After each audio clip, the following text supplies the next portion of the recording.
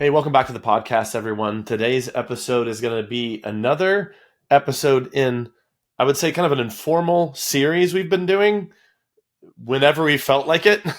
um, and it stemmed from a comment that a client made of ours over a year ago, where they asked us just to detail how we were using Asana.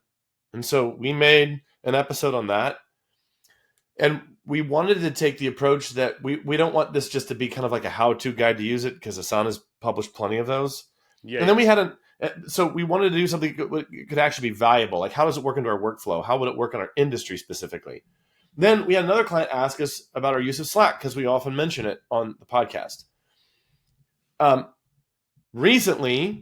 Fairly recently, we had another listener / client ask us about Evernote, because it's something that we've mentioned quite often, especially in episodes that are more centered around how we're running our companies, like more of the executive / leadership style episodes, which if you want to see all of those episodes in one nice, neat little list, you should definitely check out our episode guide that we published about a month ago now. And you can check that out just going to GurryMusicStudio.com/7FMS. You can download an episode guide. It's really awesome. It's every episode in order with links, and then by category too. So the 18 different topics that we've covered over the last 140 something episodes, you can find right there in that episode guide. It's really, really awesome. And that executive category is actually one of the heftier categories. We've actually talked about that quite a bit. And what's naturally come up is the Evernote topic. It's something that Nate and I, before we even met each other, were power users of. And so Nate and I just said, you know what? Asana, Slack, and Evernote, those are like the holy trinity of execution and productivity and organization. And so, to round out the series, it was time for us to do the episode. What do you think, Nate? I think we should be getting paid by Asana, Slack, Evernote because we're such advocates of those three tools. Listening to you say that, I just love Evernote, and I want to just highlight one other thing you said about that guide that Bethany made of all of our episodes with these different categories. It is so useful. It's so useful to me, and I made the episodes with you that I go look at it often. I'll be talking with the school that I'm coaching, and I'll be like, wait, Daniel and I did 3 really good episodes on hiring. Here, let me go grab those for you and share them. So anyways, for all of our listeners, please take an extra moment after this and go find that, because it'll be useful to you, I promise. Now, before we dive into the meat of the podcast today, I want to highlight something you just said there, which is we have done a lot of episodes. This is episode 140. Wow. And, I often say I didn't think this was going to last beyond 20 because I didn't think I had much to say past 20 episodes. And boy, was I ever wrong. But Despite how many episodes we've made, despite the broad range of topics we have made episodes about, despite the fact that, and, I don't really see this as patting myself on the back. It's more just like relating something that someone said to me. But even in the last week, someone said that they had been working in another program and they ended up leaving this program because it said, I got more out of the free stuff on your podcast than I was getting in the paid content of this program I was in, which is just high praise. But what I will say is that no matter how quote unquote good what we're doing here is, we're going even more in depth in the Founders Forum on November 1st of this year. And so I definitely recommend, if you want to go in depth with Nate and myself and go beyond kind of what I'll call this level 1 layer of knowledge and go into implementation, accountability, collaboration with us, working on building systems in your school, building on solving the major problems that every school, an aspiring school has, go to GurryMusicStudio.com/forum and just sign up for the information list there, because we're going to be sending out a lot of information and actually have been as well as this is published. So go definitely check that out. All right. So having said that, let's jump into Evernote, because Evernote is actually where I've put a lot of my ideas for the forum and a lot of the ideas for this podcast. All of our episodes that we've ever developed, we developed inside of Evernote. And so, Nate, the way I kind of conceive of this is not like a how-to guide for Evernote, though someone did ask us for kind of like, hey, could you put together a how-to guide? Go check out Evernote's how-to guide. It's going to be better than what we did. I think this is one of those things where you can kind of get a look into the madness and how I would call myself a power user. I have over 6,000 notes in Evernote as of today. And how I use it to organize my business, my studio, this business, grouplessons.com. Nate, I know it's how you organize Big Music Games. I know it's how you organize Brooklyn Music Factory. It's how you do your own personal productivity. And so I kind of conceived of this as just an in-depth look, kind of like how we did with the Slack and Asana episodes. Thoughts? Yeah, I think there's so many tools out there, Daniel. And what motivates our listeners to choose a specific tool is if we show how personally impactful it is for us. Because I think that's why, like, Evernote has, I can say is like literally the centerpiece tool for me in terms of my personal and professional life of gathering information, processing information, figuring out what to do with it. So I think that's the only follow-up is we heard back from a number of people that listened to that Slack episode, and they just were like, amazing. I'm using it now, and I'm following basically some of your best practices around it and why it was so meaningful to you. So that's all I got to say. I say we jump straight in and to get into the, the what we do with it, the why we do with it, the how, and hopefully we're inspiring some other folks to, dig into the app either deeper or get started with it for the first time. Yeah.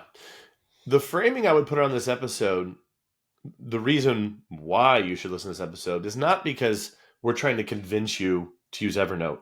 The framing I would put around this is really, for me, comes from David Allen, which my foray into David Allen preceded my foray into Evernote by nearly a decade. So I was already in the David Allen principles, and the David Allen principle that I think has really governed the entirety of my professional career, which is basically 20 years right now, is this idea that there has to be a place for everything to live in your life. The way he phrases it is that if you don't have an inbox, your life becomes your inbox. Your house becomes your inbox. Your studio space becomes your inbox. There has to be this choke point where things come through, where you're deciding whether to even allow it into your consciousness. You're deciding whether to even allow it into your life. That's how I view Evernote. Basically, my two choke points in life, which kind of defies what David Allen says, you should only have one, but there's really two for me. Okay. But then one of those feeds into the other. The two are my email inbox and Evernote. Right. Because my entire organization system is run out of Evernote. And again, if you're listening to this, my challenge to you as you hear us talking about this is to begin asking yourself, what is the choke point in your life? Or do you not have one? Or do you have 8 of them? Or do you have 32 of them? Is it maybe you have an undefined number of them? There's got to be something you run things through. And I'll even say at the outset, there are other programs that could do what Evernote does. Like to some degree, Asana could be like this, although I think there's reasons why I've never run my life entirely out of Asana. There's another popular app, and I'm just going to name drop here for a second. My good friend Amy Chaplin over at the Piano Pantry podcast, who back in the late 2010s, she, Joy Moore, and I were thick as thieves together. We're always going to the conferences.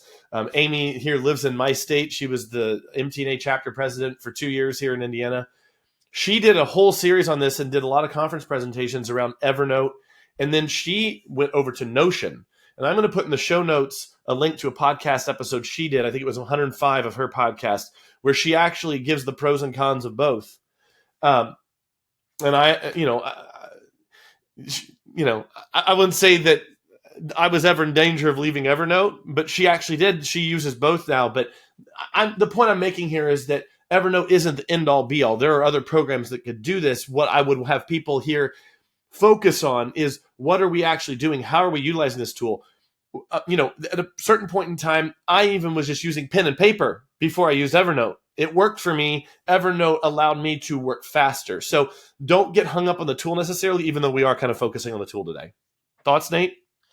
Yeah, I can remember the first time I read Getting Things Done, and it was all pen and paper, his entire system. Right? I remember being overwhelmed by his like tickler file system where he had so many files. I was like, wait, this is too much for me. And of course, he's changed that with new editions. And now you can you can go on YouTube and find people guiding you through a whole getting things done version of how to set up your Evernote. So again, this isn't a how-to app. But what I'd say, in addition to your point, which I think is so valuable, we capture ideas. Yes. And then we organize ideas, and then we prioritize ideas, because otherwise we have a whole pile of ideas. If you're like me and you're constantly thinking of new things you could do in your school, and you're like, well, maybe we should work on this. Maybe we should work on that. Maybe we should work on this. And you're just bouncing around. It's the shiny object syndrome. It gets to your point, Daniel, which is like, you have to have one place or at most two, but I say one, and Evernote is that one place for me where I throw everything into the pile. I'm like, this is an amazing idea I had. Oftentimes my ideas come from like, I'm taking my spin class, and afterwards I'm like, wait a minute. We could do a 45-minute big music game all about rhythm, and with this playlist. And as soon as I get out of my spin class, I like run over to the little locker, unlock my phone, pull out an Evernote, quickly write it down, lock my phone up again before going to the locker room, And it's like, what I would say to your point about capturing ideas is that, and I'm going to get into how I do it a little bit, but at first I want to hear your thoughts on this. But it's then what I do to organize the ideas, and from there, how do I then prioritize what I've organized so that my week actually feels like something that aligns with what my life goals are. And by the way, my life goals are also in their own Evernote notebook, and they have been for like, I don't know, 7, 8, 9 years or something. So that's what I would add to it, is just that idea of capture, organize, prioritize. Yeah. So already there's a few takeaways that people can take away from this episode. One, your entire life is an inbox and you need a choke point. You need a place where all your ideas, tasks, projects, goals run through so that you're not overwhelmed, so that it isn't in your head. Second, not enough people write things down. We talk about this every once in a while. Evernote is that place where when I have that inspiration, I have so many different ways to get something into Evernote. I can write an email to myself, send it to Evernote. I can use the Evernote app, click the button, write something really quick. I can leave a voice note for myself in Evernote, and it'll transcribe it for me. And, if you're not doing this, your mind will be a cluttered mess, and it will be difficult to focus. I think another one kind of arising from these is just with a number of clients I've worked with over the years, most don't have this airtight system. And again, it's not Evernote itself that needs to be the airtight system. It's just that you need to have one, whether it's written down or Asana or Evernote or Notion, which is what Amy Chaplin did that podcast episode on. You've got to have something. So I think that'd just be my follow-up to it. And I don't know if you have a different idea, Nate, but I would say I just would kind of give people a list of things that I do and use Evernote for. And, yeah, let's do that. Thinking that it will be of value, because I've had clients ask that. And a lot of times what I choose to talk about here on the podcast often arises out of things that I've had clients repeatedly ask, because I know, if they're asking that, probably a lot of people are asking that. They probably have an interest in hearing that. Yeah, let's jump into how we specifically take advantage of this amazing tool. You want me to just rattle my list off, or do you want to stop me there? Okay. Why don't you rattle your list? I'll hit them with my list, and then we'll decide which points on that list we want to kind of dive into. Sound good? Yeah. So I'll just go down here. This takes the shape of the business I have. Your mileage may vary. You might find some things that you strongly relate to. You might find things that you don't relate to at all. I'll just give a sampling of things I use Evernote for. Like, I literally came up with this list so fast. There's so many other things I use it for. I have a folder called commitments, and it's things that I'm committed to doing in my life every single week. It's things I'm committed to for the year, for the month. It's things I'm committed to in my personal life. And every week, and I don't think I've ever talked about this, even with my clients necessarily, and definitely not in this podcast, but every week, my weekly review process starts by just reading through the notes in that folder. And so it's just like, I would say, for those who've never used Evernote, a note is just simply a document with inside Evernote. And so some of the things on that commitments folder is, hey, and this might sound weird, but there are people that I'm committed to spending time to each month. And I have a list of the people. And a lot of times what I do near the beginning of the month is I just send out texts or emails to all those people, setting up lunch dates, setting up times to hang out. So I'm committed to hang out with my parents a certain number of times every month. They live less than, they live a couple miles from me. And so I get that reminder and I start sending messages to my mom and putting things in the calendar, sending to a couple really close friends of mine that for decades now I have had lunch with at least once a month, and just keeping those friendships alive. I know you do things similar to that. So that's my commitments folder. Next, I keep track of leads inside Evernote. So every time I have a call with someone, which if someone, were, let's say, to be interested in joining the Founders Forum in November, they're probably going to have a call with me. And as I'm having that call with them, I'm taking notes on the things that people are saying. I have a certain number of questions I want to get through. I want to understand this person. I'll be taking notes on the highlights of those conversations. I recently had someone reach out to me who I had a call with 3 years ago. And at the time, they weren't ready to move forward on doing a training or coaching with us. And they reached out and they want to now. And I remembered the name, but I didn't remember any of the details about that person. And so I went into Evernote and I went into a folder I have for every person I've talked to. And I typed their name, boom, note came up. I read all the notes I had, instantly was like, it triggered my memory. And I even remembered like aspects of that conversation that I didn't even write down in there. And so that is a way that I have been able to build a lot of relationships with people. And I did something similar in my studio. I had a leads folder for my studio. And so Evernote was useful for that. Do you want to stop me there for anything, Nate, or do you want me to keep going? I want to say I have the exact same life plan notebook in Evernote. I loved how you opened up with it. I'm not going to get into the details of mine, but I think you gave a beautiful example. Relationships that you want to grow. And it's there, and it's a notebook. Frankly, that gets to that prioritization piece that I mentioned. Like, notice you didn't open with leads. You opened with life goals and relationships. And like, people listening to the podcast might be like, well, wait a minute. This is all supposed to be about growing a 7-figure business. Well, you're not going to do that without a network of friends and family that are there to support you. Yeah. Part of growing a 7-figure business for myself personally was having a healthy body. And so in that commitments folder are like my current goals for the gym. That is a note. And I don't have to reference it all that much because in general, I've looked at it so much that I know what the goals are. But even this year, I have hit new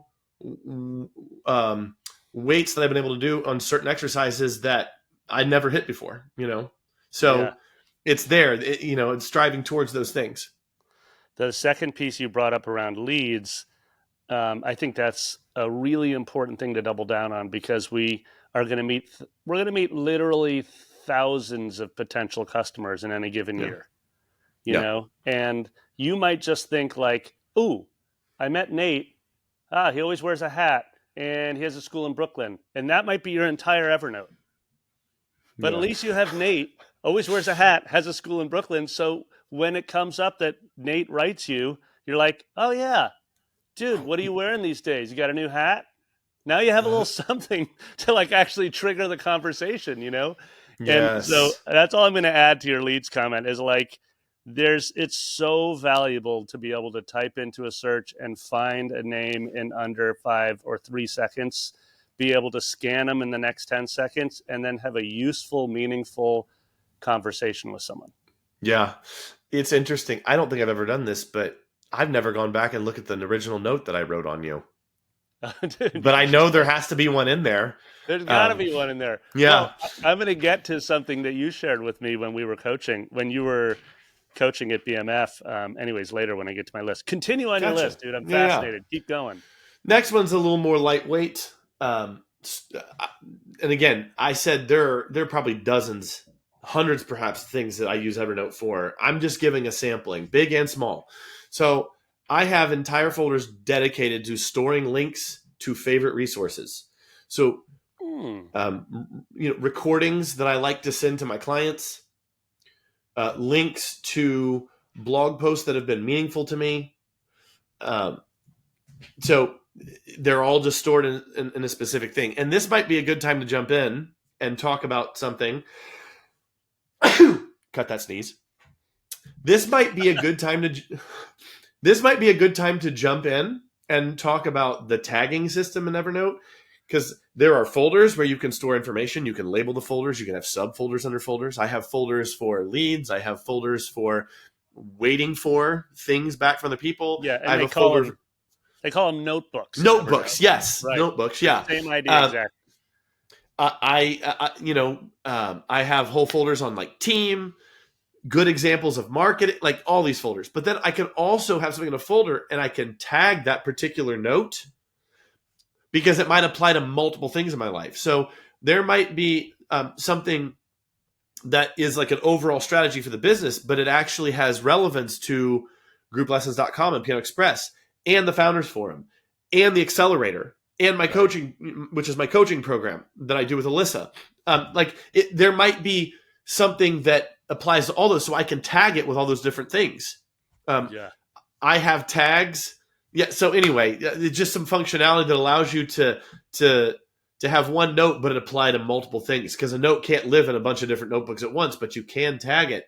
So let's say a studio owner here had an overall strategy for their business, but they had like multiple programs. Let's say they were licensing big music games from you, Nate, and they were also licensing Piano Express, and they have their own program they developed, and then they have their private lesson program, and they have a strategy document for their school this year. They might put a tag for all those different programs, because if they're thinking about a program that is in their school, then they want to see all the things that are tagged for it. They could just click the tag, and then they see all the notes that are associated with that particular program.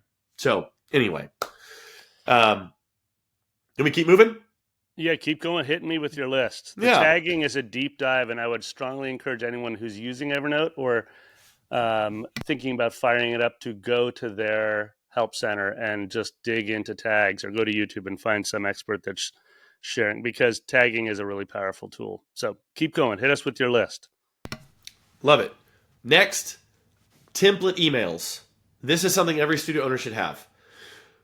I had template emails for particular types of responses to inquiries about lessons. I had template emails for introducing my summer camp. I had template emails for introducing RCM every year. I had template emails for if parents said, how much should my child be practicing? I had a template email for that. Yep. And so I had a notebook, and every template email was its own note in that notebook. And I could just go in there, go to the notebook, type in the search, or just scroll down to where I knew it was. Or if it was one that was used quite frequently, it would be near the top, because I would always organize by most used, and still do. And I could just go ahead, copy, paste, email, done. I might read it over real fast to see if there's any personalization I could put in there, but this prevented me from reinventing the wheel, and I just stored that stuff in there. So that's number 4. 5th, I had a future ideas folder. This was just, and it's actually I have a couple. I have one called Someday Maybe, which is for my personal life. I have one where it's projects that I'm not working on currently, but I have it for the future.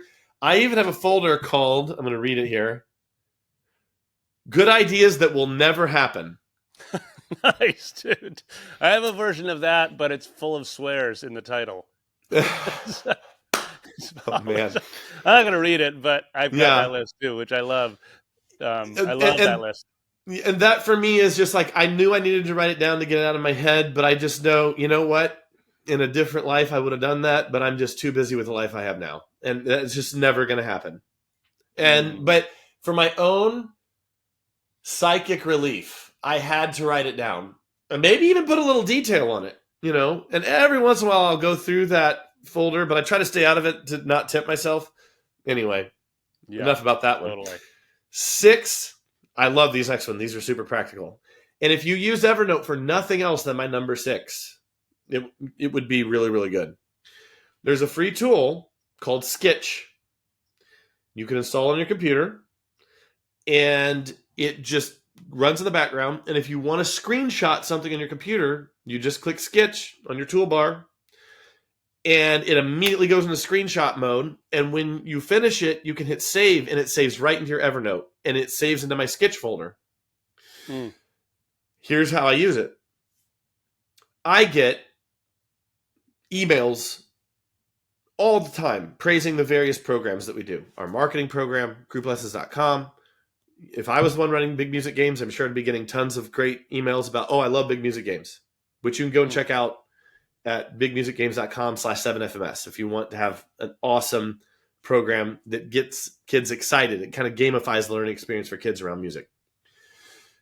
So I get these emails multiple times a week from people telling me results they've gotten from going through our trainings, talking about what they're really loving about the training, like that sort of thing. And I just screenshot these and I put them in testimonial documents. And I will tell you what, I'll even put these in the show notes. I'll put a few of these testimonial documents in the show notes just so you can see how I use it, because it's so easy. I grab the screenshot, we make a new page in the testimonial document, we copy, paste. But there has to be a process by which they get organized, and that is Sketch. And actually, we're going to be doing an episode here in the very near future about delegation and micromanagement. But one of the things is I have given one of my team members access to that folder, and they go and they do the entire process of getting those various testimonials into the appropriate document, because we do have a number of programs. And love that. And so they just read from the context clues which program it is, and they put in the appropriate and correct one. So Sketch is a great tool. And if you literally use it for no other reason than that, it would be a good reason to have Evernote and Sketch in your computer. But I have another free tool. Wait, go ahead, Daniel. Nate. I literally just sketched you while you were doing this. I clicked on my Evernote in the extensions of my Chrome tab and did a quick screen grab of us. So anyways, continue as you were. Note funny. That it's now in Evernote. Right. My number 7 is connecting it to a free tool like Scannable. And so I use Scannable, and it's funny.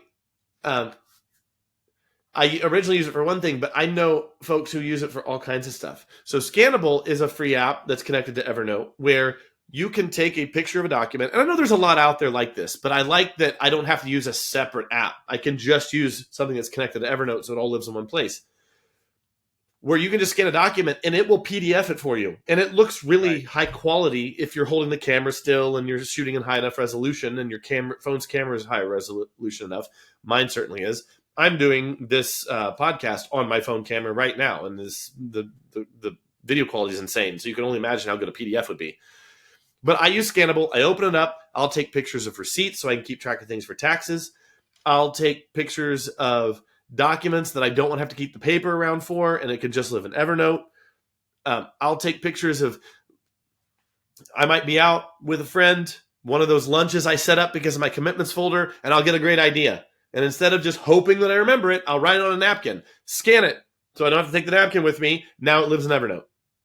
Mm-hmm. So it's just there when it needs to be. And the habit of capturing is a well-ingrained habit, but would it be so well-ingrained if I didn't have these tools? And I would make the argument that it wouldn't be, because I know how I was before, Anyway, So that's Scannable.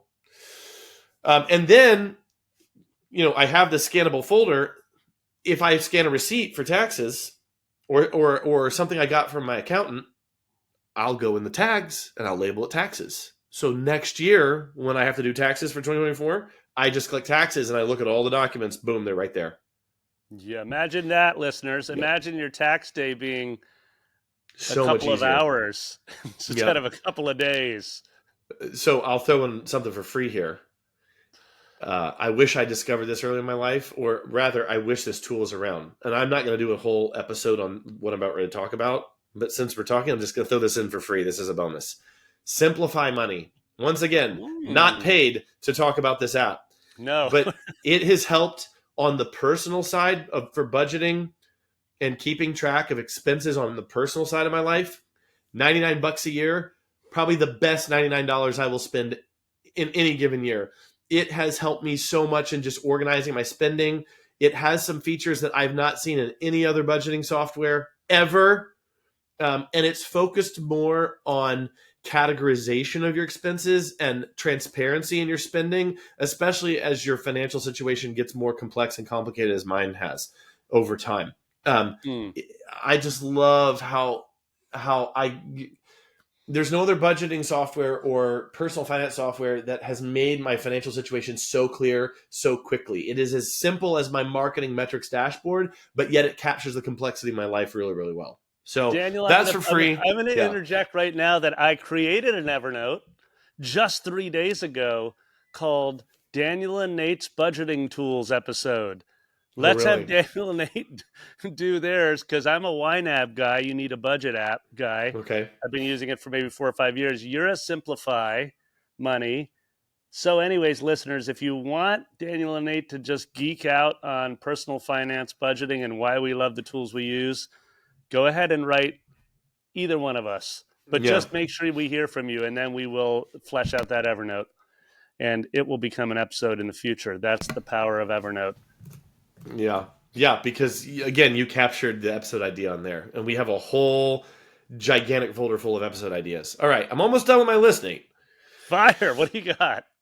I think this one probably would overlap with one that you were going to talk about, so I'm stealing your thunder here a little bit. I can't imagine this isn't on your list. But on my list, there is a browser plugin for Evernote where if I'm on a page and I want to save it, so let's say there's a great blog post or there's, when I used to edit this podcast, now we have other people doing it for us. Back when I edited it, I would keep forgetting how to do fade outs. Nice. On the video editing software that I was using. Nice. And so for the third time that I went to find the tutorial on how to do it the correct way, I was like, what am I doing? I hit the Evernote icon in my Chrome browser and hit bookmark page, and it saved into my Evernote. So there's that. It can clip pages. So if I don't want to bookmark the page, but I actually want to preserve the page for where it is, because, hey, guess what, folks? Sometimes websites go down. Sometimes web pages go away. Sometimes blog posts on marketing that I really, really wish were still up aren't up anymore because they took them down, or a YouTube video gets deleted. And you can actually clip the page where it is not dependent. So it basically captures it in time in an interactable way. It's not a screenshot. It's actually interactable. I can select the text. Yep. And so I have tons of saved sales pages that have come down for sales pages that I really admired. And I will go back to get inspiration on how to set up a sales page, or just to be in the mind of a genius copywriter and just read through old sales pages, from a decade ago that still impress me. Yep. And I save them using that clipping tool. So the clipping tool is huge. And it's, again, saves right into, you can select the notebook you want to save it into. And it's smart. When it sees patterns, and it will somehow know that if I'm clipping something that's like a tutorial, it will suggest a certain notebook. And if it's clipping something where I'm trying to remember it because it's a sales page, it will save it into it will know. It will just somehow know, oh, this is a sales page he's wanting to save into his inspiration file. It's fascinating. Okay. Okay. I have one more, but do you want to jump in real quick, Nate? Yeah, maybe. I was going to... Well, why don't you finish with your final bullet? But let me just highlight one feature in Evernote that you just brought up. It somehow knows. This is I love this part. When you search notes, it will search for an image. It will search for a word. So it'll search across all of your notes. I currently have 10,138 notes in my Evernote. And if I were to type in Daniel right now, it's going to pull up a ton of notes. Everything where I ever was working with Daniel on something, and he's in there. It'll even pull up images I have of Daniel. Right? So it's really powerful in its search function. So love that feature. Okay, what do you got to close out your list? My final one is actually somewhat related to what you talked about. One of the cool features of Evernote is that you can share a notebook with another Evernote user. So when Nate and I are collaborating on episode ideas, it isn't as if Nate has his notebook and his personal Evernote on episode ideas, and then I have my personal notebook, and then we have to like somehow awkwardly share them with each other. There is a notebook that lives in my Evernote that Nate created in his, and I can actually look into it, and it actually just functions as a regular notebook in my notebook. And we actually can see everything that we have on episode ideas, ideas for the Founders Forum, ideas for or shared resources around coaching, clients that we're working on together. Nate and I are collaborating on a particular client, and we can edit in real time inside those notebooks, or I'm sorry, inside the notebook and inside any individual note. So the value of that for someone listening here is that if, let's say, you have a key employee in your school and you want to have ways to share ideas with them or collaborate with them, Evernote is a really good place where you can do that collaboration. I would say the other major one that I use with both my team and with you, Nate, is Google Docs. That's another great one to do. But Google Docs doesn't function the way Google Docs couldn't do what we do for our episode preparations for this podcast. Like Google Docs would be wholly unsatisfying to do episode collaboration on. Evernote's the perfect tool for that. Yeah, I love that. I know we've mentioned it many times, but we literally, and it's on my list of why Evernote matters to me, is that it's a great collaborative tool. And I'm going to add, I'm just going to jump, that's like number 5 on my list, but I'm going to make one note about collaborative notebooks within Evernote. I consider, when we did our Asana episode, Daniel, I remember making this comment, and I stick to it, which is that to me, Evernote is my private world. Like, I consider this Nate's world of ideas. I can do and I can be anything I want within Evernote. I can write anything I want. I can just literally be as transparent with myself as I need to be in any moment.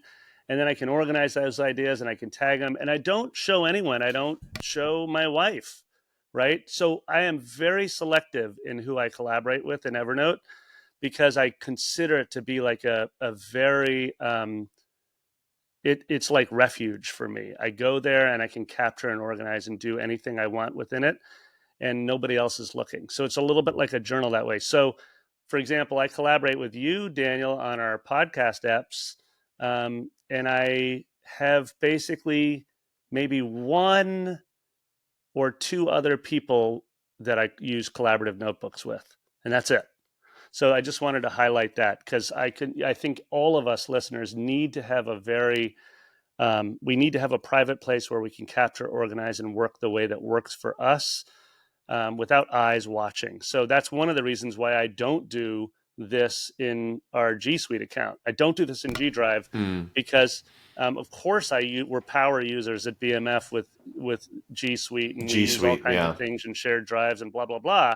But I don't use Google Drive as my own private world to capture, organize, prioritize, because it's a place where there's we have something like 60 different people that we share our G Drive with, virtual employees at BMF, etc. Okay. So I just wanted to share that around collaboration. It's really powerful. Daniel and I use it, as we said, but I would say be mindful about which tool you want to use to collaborate with. So Asana to me is a public channel. That's all about project management. I want to communicate with other people. Google Drive is a public channel. That's really about just capturing tons of stuff that we're using company-wide that anyone can look at, who we want to share with, etc. And then Evernote is my private channel, and Slack is my primary communication channel. Right? So I tried desperately to focus on making my communications with you, Daniel, in Slack, with everyone at Brooklyn Music Factory in Slack, with the team that does big music games in Slack. I tried desperately to keep communications to that channel, even though Places like Evernote allow you to comment. Places like Asana allow you to have lots of running comments, etc. Yes. I try to be very careful with where I'm communicating, because back to the David Allen, like if I have too many places that I'm looking all the time to answer questions, comments, concerns, then I get overwhelmed.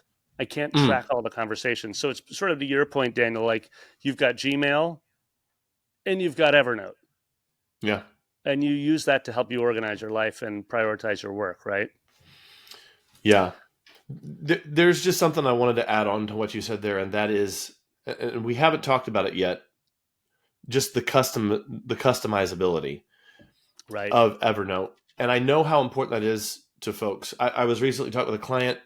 They were wanting to get their time management in order, and I shared with them a tool that I use for time management.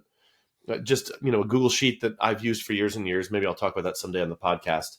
Love it. Where I organize, where I organize my time, how I plan my week out, and that sort of thing. It didn't work for her. It didn't work in the way that her brain worked. And she played around with it and she made something that worked for her. And I would just say that if we looked at your notebook structure and your tag structure, probably be very different than mine. Our brains operate in different ways. I think it's why this podcast works so well. We have different personalities, different ways of doing work, different strengths, weaknesses. The thing I love about Evernote is just I've got this massive list of notebooks that I know they're organized in a certain way. I know where things live. I've been a power user since 2011. So anyway, I just want to say that to folks, you can start really small, but my whole life runs out of there now, but it didn't at one point. Right. Yeah. And that's really important because it gets back to your comment like 15 minutes ago around ensuring that we think about any time we adopt a tool or a methodology as a practice. Like you talk all the time about how you're working with clients, or we work with clients around trying to get their marketing dashboard together so they can have a sales system that they can rely on, et cetera. And then when you'll ask like, hey, show me your dashboard. And they're like, oh, I haven't quite gotten there yet. And you're like, here's the thing is that you just have to start, warts and all. And then you have to look at that dashboard every week because you're developing a practice of mindfulness around leads and a sales funnel. Like that's all we're doing. We're developing that practice of being able to do it consistently week after week after week after week. And eventually it just becomes second nature, right? It just becomes what one does. And in Evernote, same thing. If you're going to fire this sucker up, just consider it a practice in capturing, organizing, and prioritizing your life, and give yourself a solid, nothing is changing overnight. So give yourself at least 6 months to 12 months with the tool of getting really comfortable with it, and you'll find it insanely useful. Okay, I'm going to pound through my list, and then we'll close this sucker out. Okay, so Daniel, I'm going to go in and start with this idea of the flexibility of the tool, the malleability, the ability to sculpt exactly the experience you want. The home screen to me is a great new feature that's come up in the last, say, few years. And what that basically does is allow you to integrate things like your Google Calendar. It has a scratch pad. You can pin notes. So for example, my 2 pin notes are my daily affirmations and visualization note. So I open that sucker up. I remind myself of who I'm trying to be today and every day, hopefully.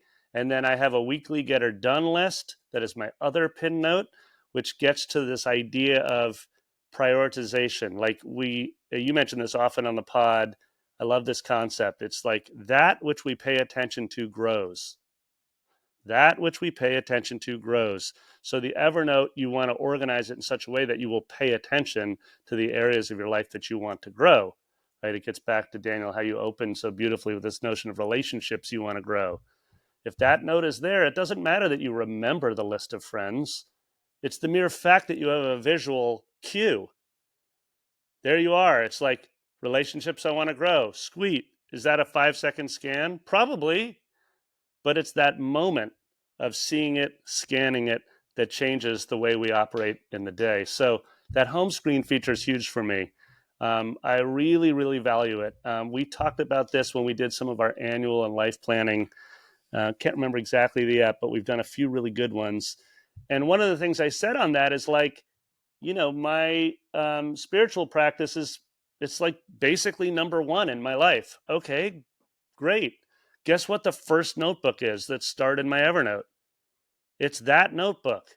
It's every single, in my case, I'm a Buddhist. It's every Dharma class I've ever gone to. I take notes in it. And it's there. So it's just like years and years of my Dharma practice, and it's all there. And it's the first note. Why? Because it's the most important thing. I start there, and then I move into my family and some of those life goals, and then I move into my businesses or other areas of my life. My physical health is in there too.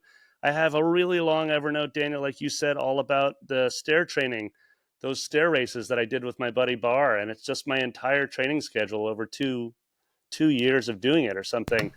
And it's not like I'm going back, Daniel, like you said, we're not going back and rereading like every detail of that note. That would be crazy to do. But what it does is it reminds me that I once did it. That when it's time to train again, I can look back and be like, look, dude, you actually did the Stairmaster for like 57 minutes. Can I jump in for just a second? Yeah, totally. Nate, I went back and looked. What were the first notes that were in my Evernote? Oh, nice. Do you know what the oldest note is? Tell me. Well, it obviously had nothing to do with you because I didn't know you. It was like, but it's my like a gym note. It's a weightlifting note. Yeah. My very first note I ever created was my Faber teacher number for ordering books from Faber. Nice. And then within my first 5 from this, so I started this the year before my son was born. My fourth oldest note is the note where I wrote down all the names we were considering naming my son. Wow. I love that. Dude, how do I filter and find my first note? You just go to the main view and then like the full list. So I have 6,211 notes. And then in the sort options, you do by date created and you sort by date created. Yep. Oh, I love that, dude. Yeah. My very first note, was also in 2011. And it was about, it was an interview with a teacher named Chris Ibrahim, who's a totally badass pianist. And anyways, that's fascinating. There you go. That's wild. Guess what my second Evernote is? What? It's all about being on the garden committee at my kids' elementary school. Love it. It brings back memories. It's very cool. Yeah, it's totally awesome, dude. I love that you share that feature with me because I have not ever actually done that piece. Yeah. Okay, I want to share a couple of other thoughts and then we'll wrap this sucker up with some closing ideas. Okay, so I have a notebook that is courtesy of Daniel. One of the pieces of his working methodology that I adopted was called MITS, Most Important Tasks. And in that notebook, you remember when you shared that with me, Daniel? I think you showed me a scrap of paper because you probably still do your handwritten of MITS, maybe not, but no, it's all digital now. I used to do it. In fact, I was still doing it when we met. I was still doing it handwritten, but I switched to digital sometime around that time. Actually, I have a photo of one of your handwritten notes that I put in Evernote that was like, Nate, here's what a most important task list can look like. It's just like, and it wasn't pretty at all. It was just like your like chicken scratch, and there it was. And I was like, there you go, dude. It doesn't have to be beautiful. It just has to be effective. So I have a notebook like that. In there, I mostly put my life plans so that I want to reference that and make sure that when anything I'm doing with my businesses, whether it's like Big Music Games or Brooklyn Music Factory or Seven Figure Music School, the Founders Forum, et cetera, it aligns with those personal goals. It's sort of like what you opened with, Daniel. I put them in the same notebook, which might not work for you as a listener. You might be like, no, I want those separate, but it works for me. The only other thing that goes in that notebook is my quarterly goals. So, for example, in Brooklyn Music Factory, I break it down, and I'm just like, okay, I have a marketing goal because I'm acting as marketing director. I have a CEO, CFO goal because I'm the CEO, which also we put CFO in that category too. In that category, yeah. I put it in the same to keep it simple for myself. And then I have another category, which is operations systems. So that's all about operating the company. And then the final one, which is linked to Big Music Games, is just around curriculum development. So I have a content creation. And basically, it's my quarterly goals within each of those 4 buckets. And getting back to what I said before, Daniel, this is my personal. Nobody looks at this list. I mean, obviously, I'm aligning it with our annual plan, and I'm talking to team members, and there's lots of people helping me with these goals because I sure as hell ain't getting them done alone, you know. But nobody's looking at that list. That's just Nate looking at it, being like, "Dude, are you on target for where you plan to be 3 months from now?" So just a few other of the notebooks that might be helpful for you all. I have a marketing notebook, just like you said, Daniel, around leads. I have a hiring notebook. That Chris Ibrahim note is in the hiring notebook. So I made a note in 2011 about a piano teacher we were thinking about hiring, which we eventually did, and he was awesome. That all goes in there. I have a I have a big music games marketing and sales notebook. It's very different than Brooklyn Music Factory, even though we're within the same industry. Obviously, it's a different type of business. That's business to business work, whereas business to customer is what Brooklyn Music Factory does. So those are just some useful notebook ideas. You can just, as you're listening, you can think, what would I put in mine? Daniel, of course, gave a bunch of great ones that he uses. Couple of other thoughts around this is that I want to highlight that it's really useful with templates. It comes with a ton of templates, and you can create your own templates. So every time you make a note, for example, I have a note that my coach gave to me, which was just like, your number one takeaway from our session, your committed action from our session, what you want me to follow up with you on when we meet again next month, and any other ideas, right? And I created that as a template for myself. So every time I responded to her, I would send that note back to her. In addition, I use that for my own coaching clients, right? So I just try to get them it's a simple template, send it to them. I cut and paste their responses, and I put them in my Evernote so I can track everybody's responses for years. So that's helpful to me. The template feature is amazing and super powerful. Finally, the last thing I'm going to say, and then I think we can wrap this sucker around Evernote, is that I can't stress enough the fact that it's your note-taking tool. So I remember when I'm going to leave business for a minute. I'm going to go back to the Dharma classes that I attend, multiple times a week. And I used to bring a notebook always because I was like, anybody who's ever been into like a meditation center, it's like they sell these really cool little moleskin notebooks. And I was like, I want to keep it super analog, dude. It aligns. They're like, isn't that the vibe? So I was always taking handwritten notes. And of course, it felt good to take the notes, but then I wouldn't actually read them and reorganize them and contemplate them or memorize ideas because they were in a form that I didn't actually look at all the time. And actually, and this might sound weird to some people because I am an extremely analog person a lot of the time. Like I literally live on an island for part of the year and I'm unplugged for a chunk of the day. There's no internet on most of this island, that I'm at it right now. But the reality is, my takeaway, Daniel, and I think this is a good close for me, is that what is actually going to work for Nate? And what works for me is that I've been using Evernote for 13 years and I've been capturing all of my work ideas there. I've been capturing all my personal life ideas there. So therefore, I should also capture, in this case, my Dharma notes, wherever. This class is no different than any other class for me. And so I started moving that into there. So if you think of Evernote, or as like Daniel put it when we opened, as just the repository for everything that matters to you, then you're likely to go back to that tool consistently throughout the day to find the things that matter to you. And most importantly, and this is my close, is that you're going to stay focused on growing the things that matter to you. And I think that while it sounds like, Evernote should 100% be paying us at this point because it sounds like we're preaching. But the reality is I feel that strongly about this tool. It's like when someone reminded me when I was in the studio writing for film and television, they were like, Nate, it doesn't matter the tool you pick. What matters is that you go extremely deep with the one tool you use in your studio.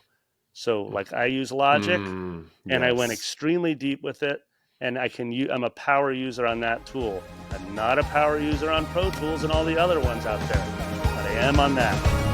And the same holds true for Evernote.